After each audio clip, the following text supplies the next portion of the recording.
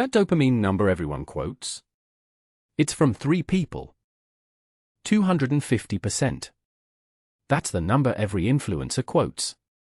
That's why you're considering spending $2,000 on a tub of ice water. Here's the problem: the study everyone cites had 3 subjects. 3. And nobody talks about what happened to their dopamine after 20 minutes. By the end of this video, you'll understand exactly why cold plunges work, when they don't, and, most importantly, how to trigger the same benefit in half the time without the full body freeze. But first, there's something about that 250% number that nobody on YouTube has told you. Look, this channel covers cold exposure, supplements, longevity protocols every single week. If you want the actual science behind the trends, not the influencer hype, subscribe. I release a deep dive every Monday. You won't want to miss the next one. The paper is Sremek et al., published in the Journal of Applied Physiology. Year 2000.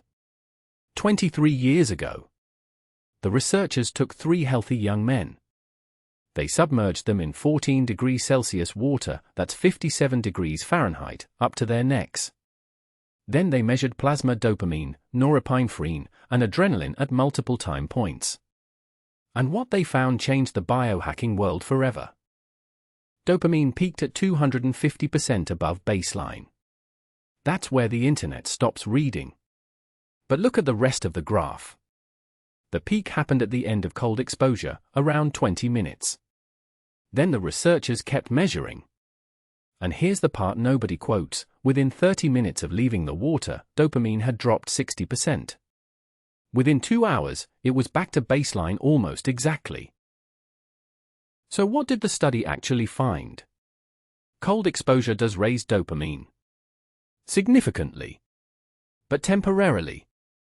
2 hours after your ice bath, your dopamine is exactly where it started. Which means the 250% number is technically true, and practically useless as a standalone stat. If you're taking a cold plunge every morning expecting sustained dopamine elevation throughout your day, the data says that's not happening. The real value isn't the spike. The real value is something else entirely. And this is where the science gets interesting. But here's what the researchers noticed but didn't highlight in the abstract, something I had to dig into the full paper to find. Cold exposure triggers the sympathetic nervous system, your fight-or-flight response. That's what releases dopamine and norepinephrine.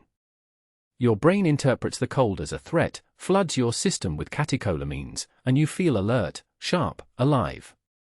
But here's what the adaptation literature shows: the more you do it, the less dramatic the response becomes. Your nervous system habituates. After 2 weeks of daily cold plunges, that dopamine spike shrinks by about 40%. And this is where the data throws a curveball.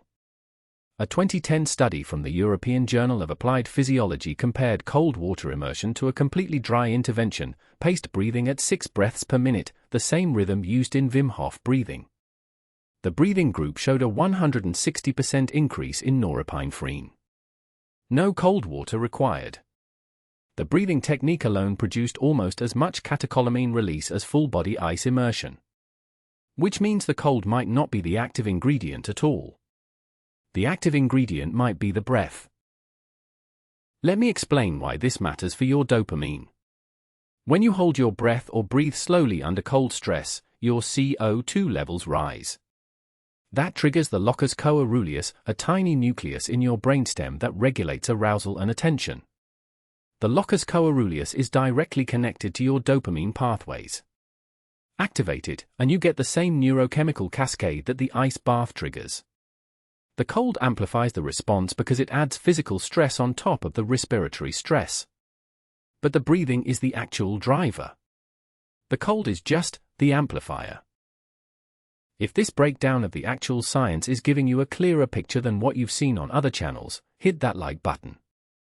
1 second of your finger tells the algorithm to show this to more people who are tired of being sold ice baths without understanding the mechanism. It helps me keep digging into studies like these and publishing the real data.